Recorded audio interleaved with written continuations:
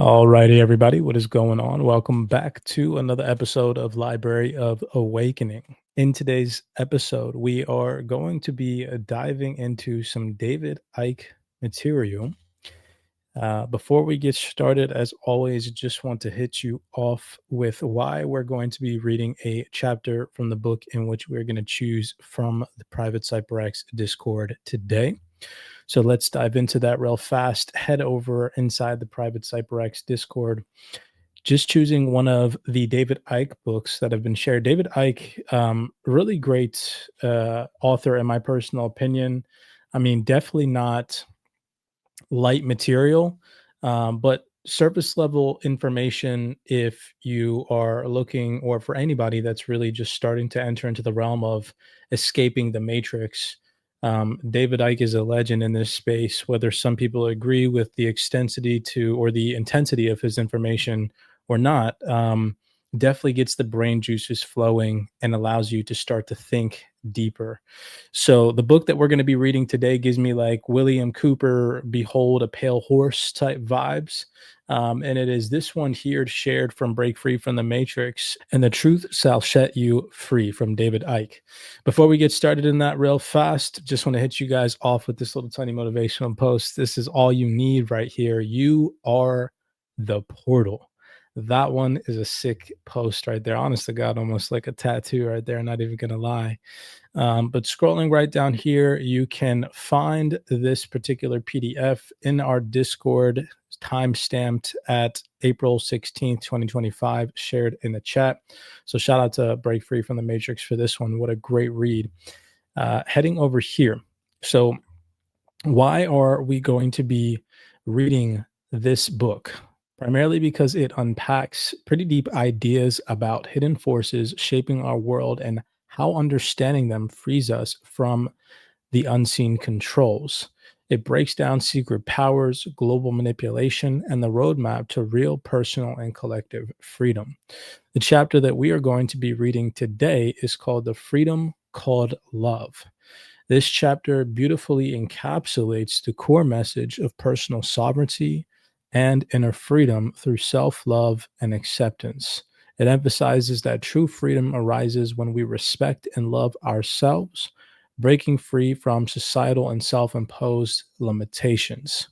So, that is what we are going to dive into today. If you all enjoy these reads, do me a favor, smash that thumbs up button and subscribe. Don't forget, hundreds, honest to God, I'm probably under exaggerating, thousands of books are in our Private CyberX Discord. All the books that are in my personal arsenal, I have over 1,000 books in my collection, are shared in the CyberX Discord. So much valuable information in there. Come over, check us out, tap in with us and the team. We'd love to have you. So, with that being said, let's dive in. So, the freedom called love. We can only be truly free when we respect ourselves and love ourselves. But humanity, collectively and individually, finds this so hard to do. As a result, we project into the world this self dislike, even self hatred, the spiritual cancer within us. The inner turmoil becomes the outer turmoil reported on the news bulletins. Some of the most aggressive people I have met have been those who hate themselves and have no love or respect for themselves. If our thoughts and attitudes change, so must life on this planet. If we heal ourselves, we heal the world. The prison water consciousness knows all this. To maintain the outer chaos and conflict, they know that we humans have to be manipulated into inner chaos and conflict. We will then be broadcasting the thought waves and energies that reflect our inner state of disease and disharmony into the energy fields of the earth, thus creating the outer planetary disease and disharmony, which is so essential to the maintenance of the vibratory prison. Dogmatic religion has been used to fantastic effect over thousands of years to fuel and exploit emotions like fear and guilt, and the feeling of being unworthy. This has encouraged people to hand over their right to think and feel to a Bible and a priest because they have not had the confidence or self belief to realize that they have a right and an infinite gift to make their own decisions. As the power of religion has waned in the face of science, politics, and economics, these have become the new religions, with new books and priests, scientists, politicians, economists, to whom we can concede our right to think and feel. We are encouraged to deny our own infinite potential. We are born sinners, apparently, and I cringe when I hear the mass of humanity described as the common people or the ordinary man and woman in the street, or when politicians describe the population as our people, as if we are children who must be looked after by their higher intelligence. There are no ordinary people. There are no common people. There are only glorious expressions of the one consciousness that is creation. Each aspect is unique, equally special, and loved by the source of all that is. Each one is on an eternal journey of evolution through experience, and all have the potential to do anything and be anything we want to be. The process of awakening and deprogramming will be stifled and, at worst, suffocated unless we let go of these programmed responses like fear, guilt, and the sense of worthlessness. Every second, we are taking in energies from the cosmos around us and from other levels of our own consciousness.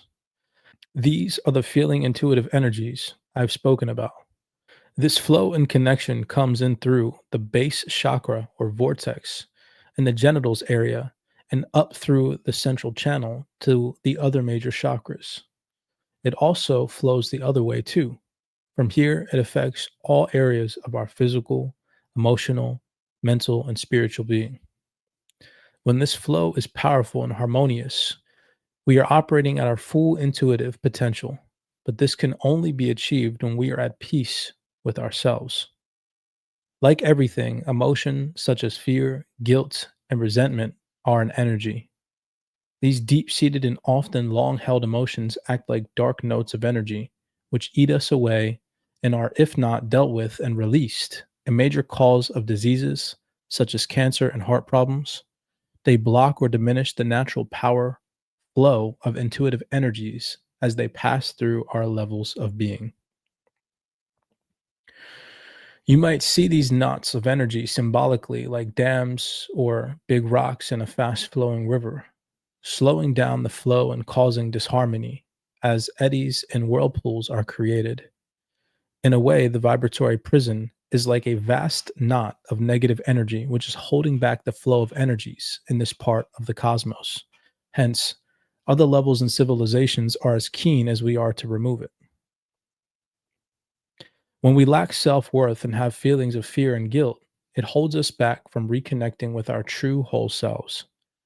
Yet, when you look from the spiritual perspective at what makes us feel fearful and guilty, it all seems so ridiculous. Fear, guilt, and resentment are not emotions we have to feel. They are emotions we create for ourselves by locking into the programming which is passed on and intensified across the generations. First, we take a look at fear. Look at the bottom line of human existence, something that cannot be taken away from us. Today is the first day of the rest of our eternity, and the source of all that is love for all of us that is equal, beyond words, and eternal. As we reconnect with levels of ourselves which are outside the jamming vibration, we can begin to feel this incredible love and broadcast it into this physical world.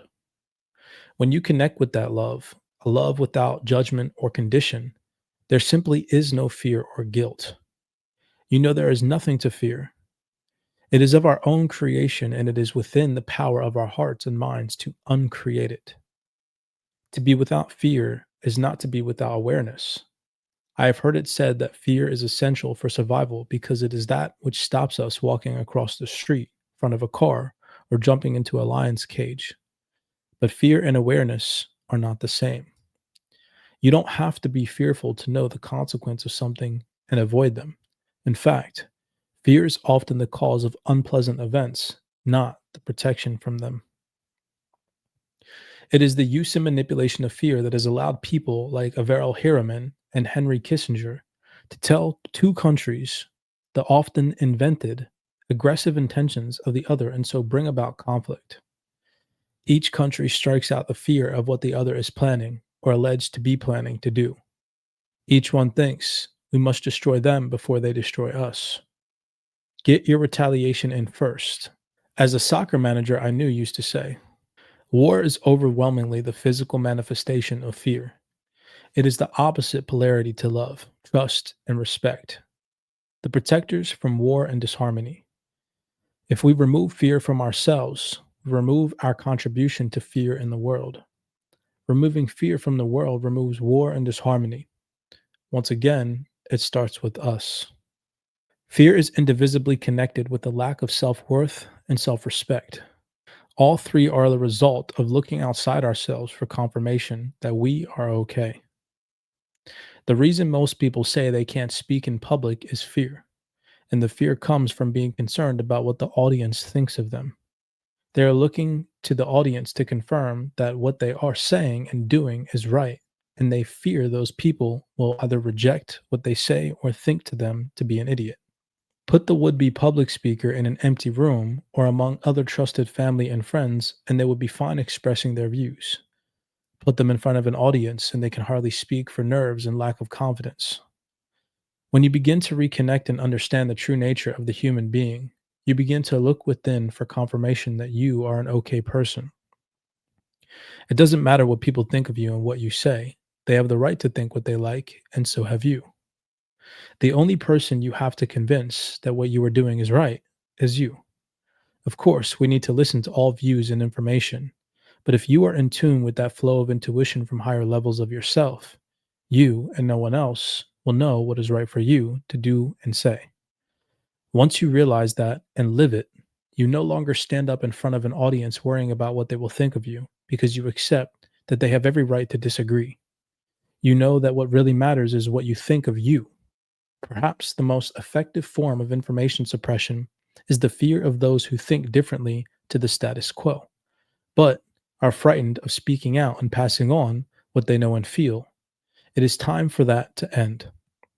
Many people tell me that they fear for my safety because of the powers I am challenging and exposing in this book, and the robot's rebellion, and for what I say in the media and on the speaking tours. I can honestly say, hand on heart, that I feel no such fear.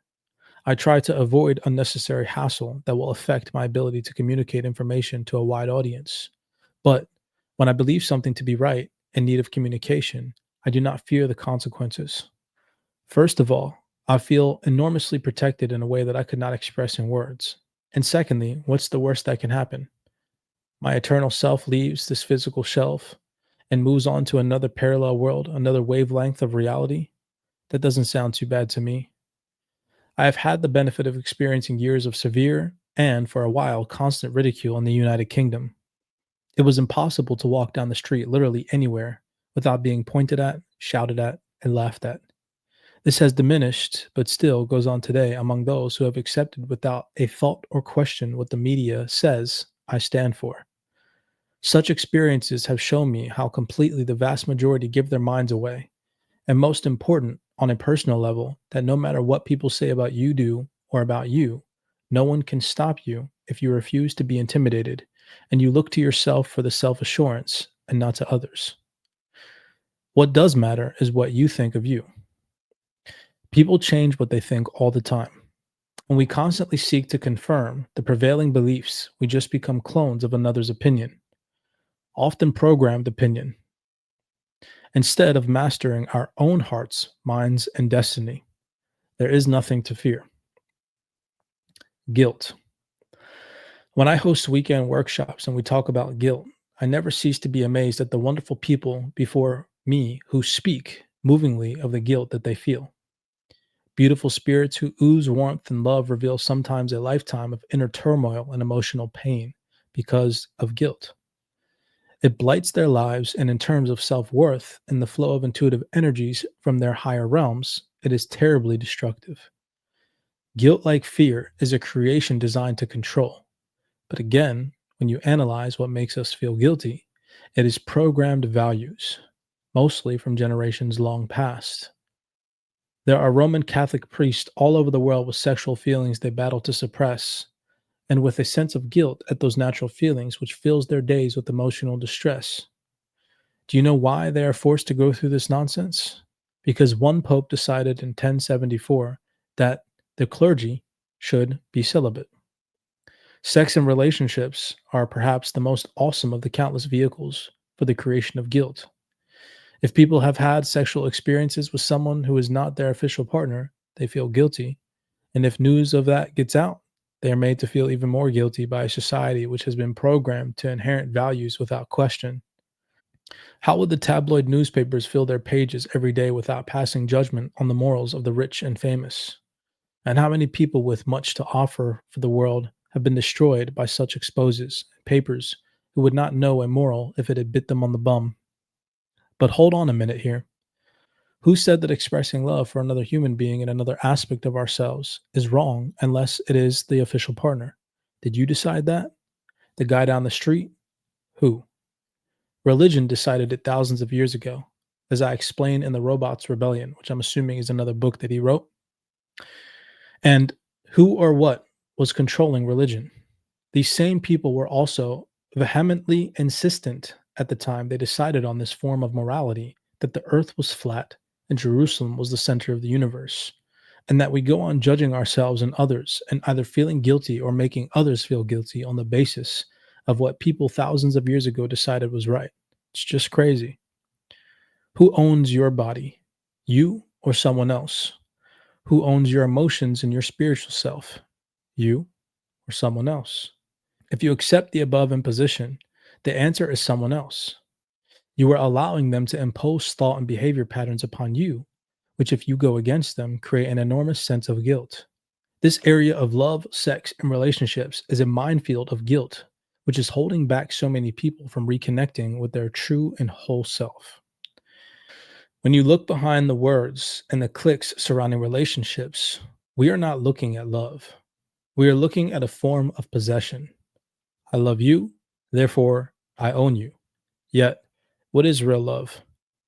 It is a love so endless and without judgment or condition that we love a person for what they are, not what we say they must be if we are to love them.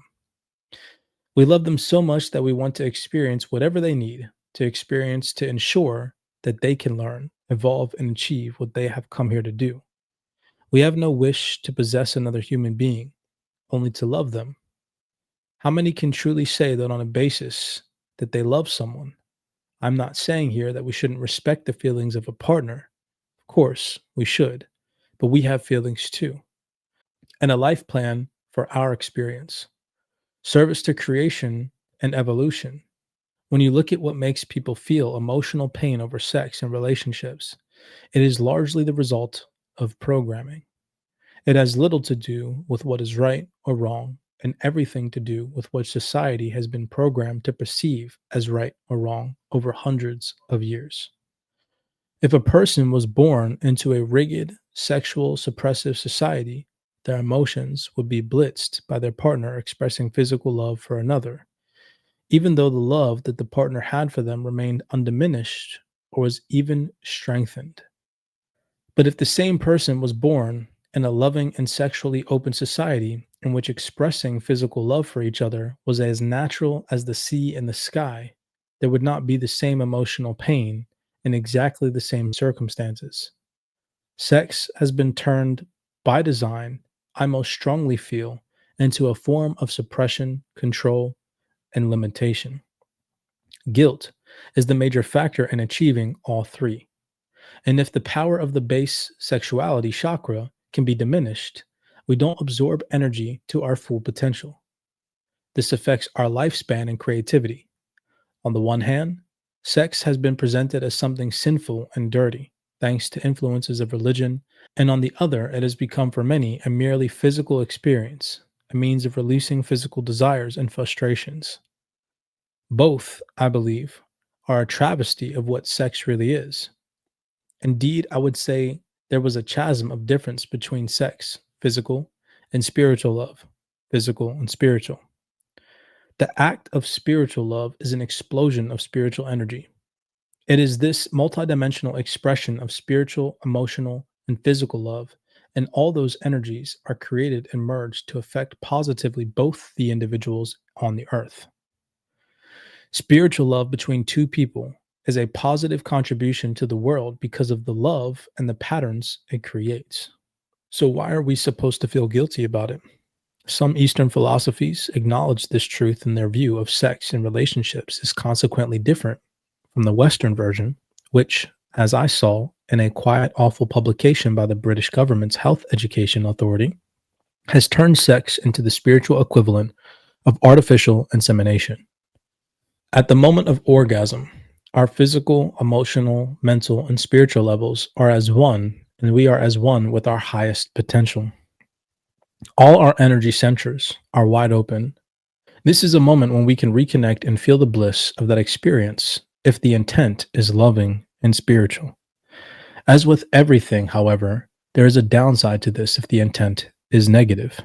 Orgasm under those negative circumstances opens up the energetic centers to connection with the lower vibrational, malevolent consciousness. And this, I believe, is why so many of the dark esoteric ceremonies involve sex, an orgasmic experience. Whenever I look at something which helps us to reconnect with our highest potential, be it sexual love, self love, or the free flow of information, I find that it has been calculated designs at the prison warder's level, distorted and manipulated. Our view of sex and relationships is one very important example of this, and it creates a tidal wave of guilt in the collective human mind. I will return to this theme in the future in a book devoted to this subject, but again, we need to follow our intuition. Does it feel right to express physical love for someone, whoever they may be? Your mind may be shouting guilt at you, in a way, and gathering panic. But what does your feeling center or your heart say? If it says yes, and it feels like the most natural thing in the world, then what could possibly be wrong with that? It is possible to love more than one person at the same time. It is possible to love all people and all life forms at the same time, in many different ways. It is possible to love those who love us and love those who hate us. So, why do we say that everyone needs to love everyone to build a better world and yet feel guilty on the occasion when our bodies are involved? What a contradiction it all is. The body is only a vehicle for the eternal self, after all. A magnificent vehicle, yes, and an extension of us while incarnation, but still a vehicle and not the eternal self. I'm not calling for a sort of open house, all and together free love society. It is up to the individuals involved to decide what their heart and intuition tells them. If people want to live together and not have sexual experiences with anyone else, great, wonderful, fantastic. But while they have a right to make the decision of what they believe is right for them, others have an equal right to make a different choice. It is not a better or worse choice, it is merely different. So there is no justification for guilt to be felt by those involved, nor for guilt to be imposed by others who seek to make everyone else conform to their version of morality. There is so much that society demands we should feel guilty about. We look back at the way we treated our parents, feel guilty if we did not fulfill in our lives what our parents wanted us to achieve.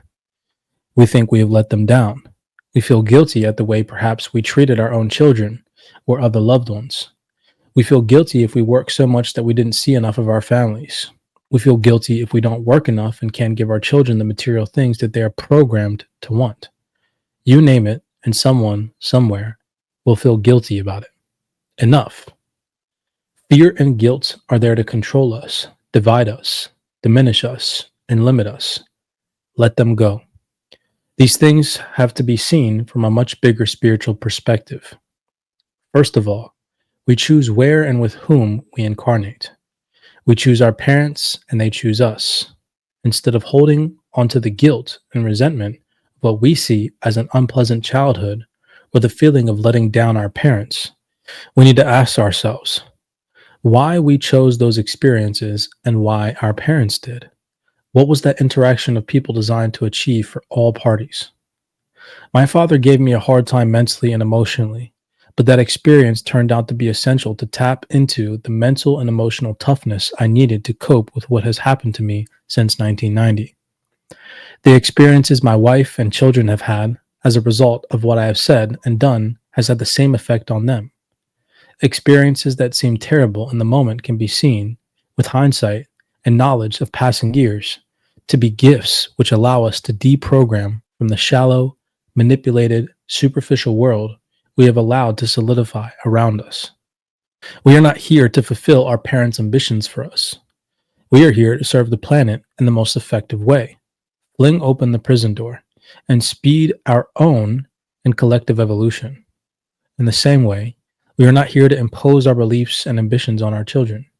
We have not come to serve a system created by the manipulators, which insists we must work day after day under someone else's control, or feel guilty or unworthy if we don't. Nor are we here to play material games by allowing guilt about our children to make us feel terrible when we can't give them what their friends may have. We can give them something that is beyond price. We can give them unconditional love. We can help them to reconnect with their highest potential. You can't buy that at the computer game store. Another form of guilt is that felt by awakening people and not thinking perfect, loving thoughts about everyone all the time. We need to be kind to ourselves here. In this imbalanced world, some terrible events happen, and we are not going to be immune to the emotions they attract. When I saw Bill and Hillary Clinton sitting with assembled children and television cameras in the White House taking political advantage of the Oklahoma bombing, I did not have loving thoughts, I can tell you. Nor am I immune from the frustration of being attacked by those who talk of freedom. It is the way that we deal with those emotions that matters. That is very different from not feeling them.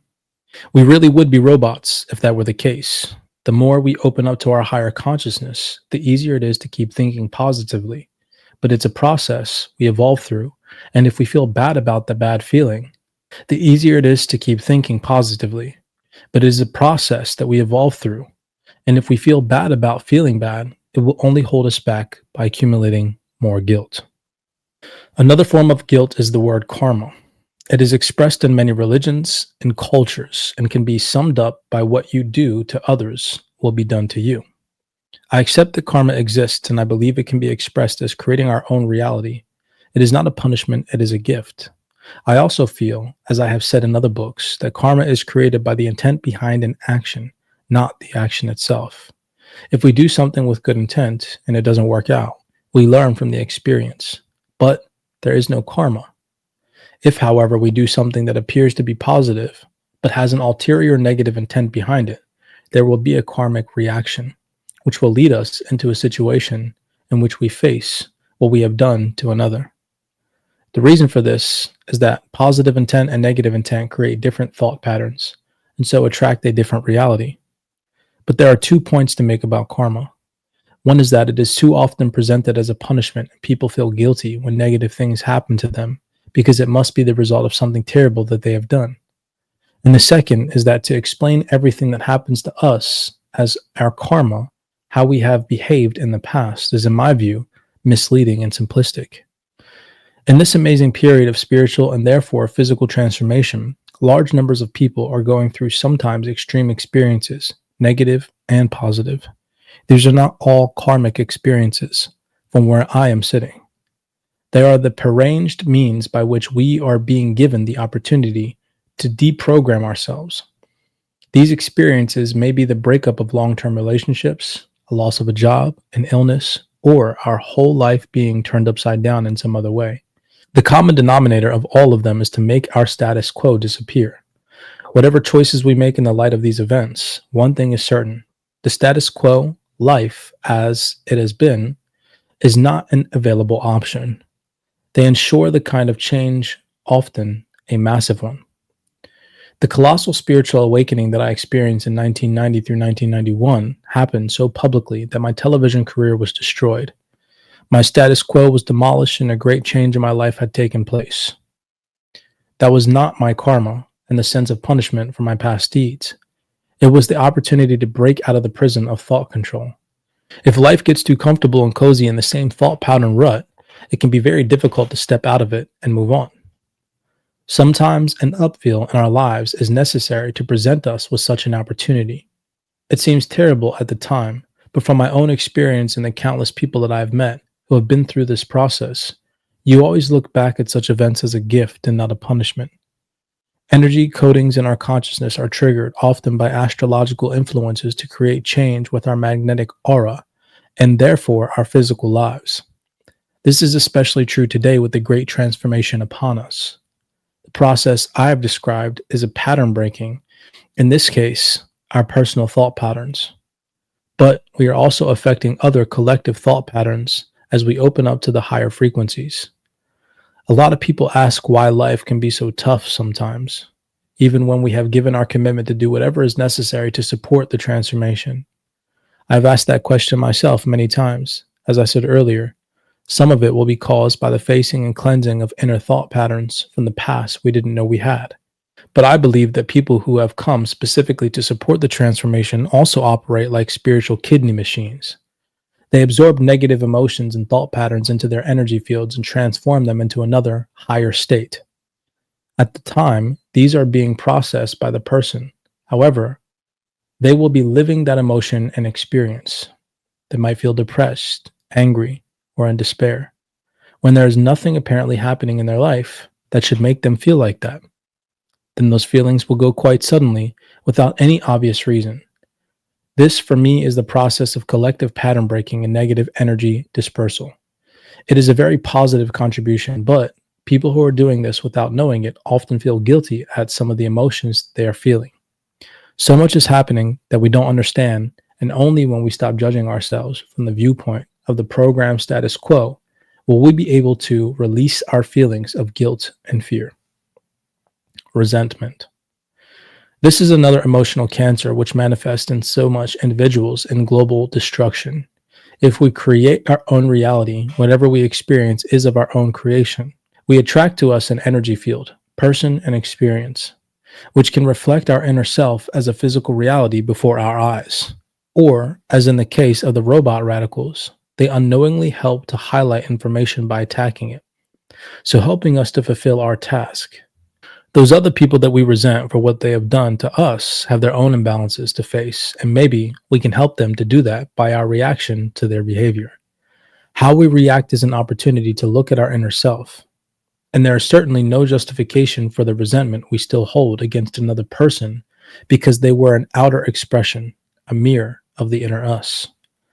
Responsibility for what happens to us begins and ends with us. People resent the success of others when the only difference between them is the different realities they have created. And who suffers from the resentment we hold on to about others? We do.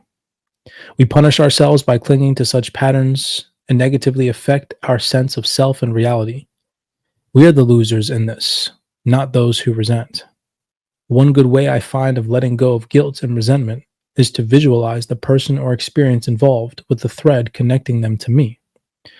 I then project love at the person and experience, thank them for the gift of knowledge, and visualize the thread being cut and the person experiencing a drift away, no longer a part of my inner pattern. The global elite use resentment to great effects, to start conflicts and to keep them going as each side becomes more resentful to the acts of the other. One expression of this is the so called tit for tat killings in the world, trouble spots. If we release our resentment, we help the planet and humanity as a whole to release theirs. But the biggest winner when we do this is ourselves. If you have done something in your life that you regret or you feel guilty for, the effect has had on others. Remember this. You have all eternity to put right what you have done, and the experiences that you put someone through was precisely what that person needed for his or her evolution. You were sitting there feeling guilty when viewed from a higher level of understanding. You have made positive contributions to their eternal journey. Turn this around from their perspective of what others have done to you, and you see resentment in the same light. And if you have made mistakes, how do you know that they have not been an essential and pre planned part of your own learning, which can help you and others? Who is the best person to help an alcoholic or a drug addict? Someone who has read about it in a book or passed an exam, or someone who has been there and knows exactly what it is like? There are no such things as mistakes, only learning from experience. Accept mistakes as a gift, absorb the knowledge, and move on. Fear, resentment, and guilt are yet more byproducts of dogma. They result from rigid responses to rigid values. Step out of the dogma and you step out of the byproducts. There's a great song by Shirley Bassey called I Am What I Am, and there is one particular telling line which says, I am what I am, and what I am needs no excuses. Says it all. When you follow the guidance of that feeling center, your heart, you are doing whatever you need to do with whomever you need to do it. You are not your brother or the guy across the street or the famous person on the television screen. Every bit as special and unique as anyone else. And your path is not my path or anyone else's. It is yours and yours alone. So while you are all part of the same whole, all part of each other, we are the sum total of all of our experiences since we first become conscious, and that means we are at different points in the journey with different things to offer and different things to learn. If we allow fear, resentment, and guilt to make us conform to another's thought pattern and value system, we give away the uniqueness of our contribution to the world, and we lose the opportunity for experiences designed specifically for us. It doesn't matter what you have done in the past, that is gone. It is what you are now, in this moment, that is important. I don't care if you have served a prison sentence for an unpleasant crime. I don't care if you have been Jesus Christ or Adolf Hitler. What are you now, in this very second? Hold on to the uniqueness that is you. Why should you conform to anyone else's patterns? Why should you be what someone else insists that you be? You have spent forever developing that uniqueness. Why be a clone now? The pressure to conform simply the pressure to control. The global elite and its Illuminati brotherhood cannot control and manipulate billions of people who are expressing their full potential and their uniqueness of view. It can only be done by mass mind control that directs the overwhelming majority to think the same. Only then do you have the herd mentality, the unthinking, unquestioned sheep, following the guy at the front. How would you control a herd of sheep if they all went their different ways, refusing to follow the one at the front instead of following their own hearts and what felt right for them? You simply cannot control them. So being the unique you and resisting the pressure to be a clone is not only to follow your own path and express your true self, it is also by definition the dismantling and the means of the global control. Nothing has succeeded in denying our uniqueness more than religion. God save us from religion. It has been a tool in a creation of the prison warders, and it has done more over the centuries to enforce the uniformity essential to mass control. It is, as I've said before, psychological fascism. The division of races and color are used in the same way. If you are born into a certain religion or culture, you must follow their rules. You do not, you are a traitor. Such an approach is not an expression of love and freedom. It is the suppression of both. If you are a victim of such religion or culture by birth, you do have a choice. You can conform and take in the short term, but only the short term, the road of least resistance, or, like gathering numbers, you can acknowledge your own uniqueness, your own mind, and your power to control your own destiny. Remember, too, that you choose to incarnate in the situation that you have.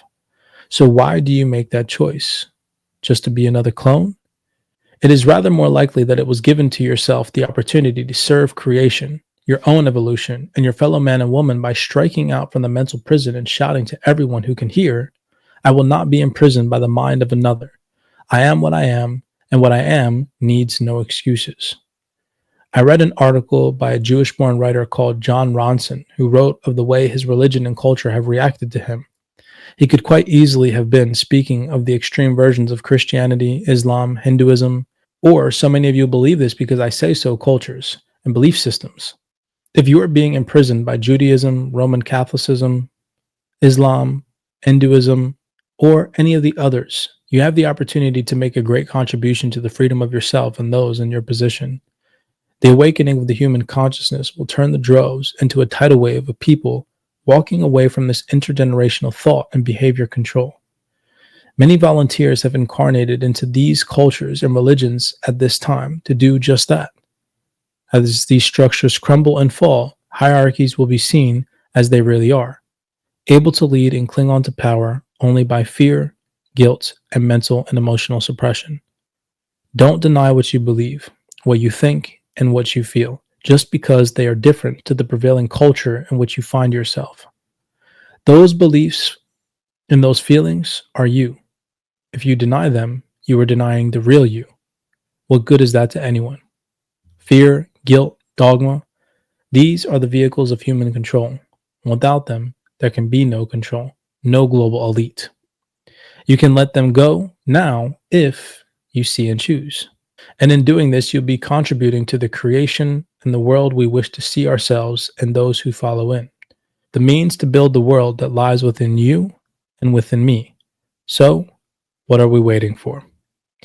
Not too bad. Really interesting chapter and perspectives. Again, can't sit here and say that I agree with everything, but like I had mentioned at the beginning of today's video breakdown, definitely one of those books that gets the brain juices flowing in the thought process, really opening, making you awake and aware to, what we're currently living through and what you might be experiencing as a sovereign individual. So definitely tap in with this one. Really great. This is just one chapter of the book, one that when I had asked ChatGPT, what's one of the main chapters that you would read to an individual reading this book for the first time, it chose chapter 18. So I thought that I'd share that one with you guys. Definitely have some thoughts and opinions on some of the things expressed in this chapter, but I'll save that for another time. Many blessings to you guys. Hopefully, you all enjoyed. This is the Library of Awakening. With that being said, do me a favor, smash that thumbs up button and subscribe, and I'll see you guys in the next video breakdown.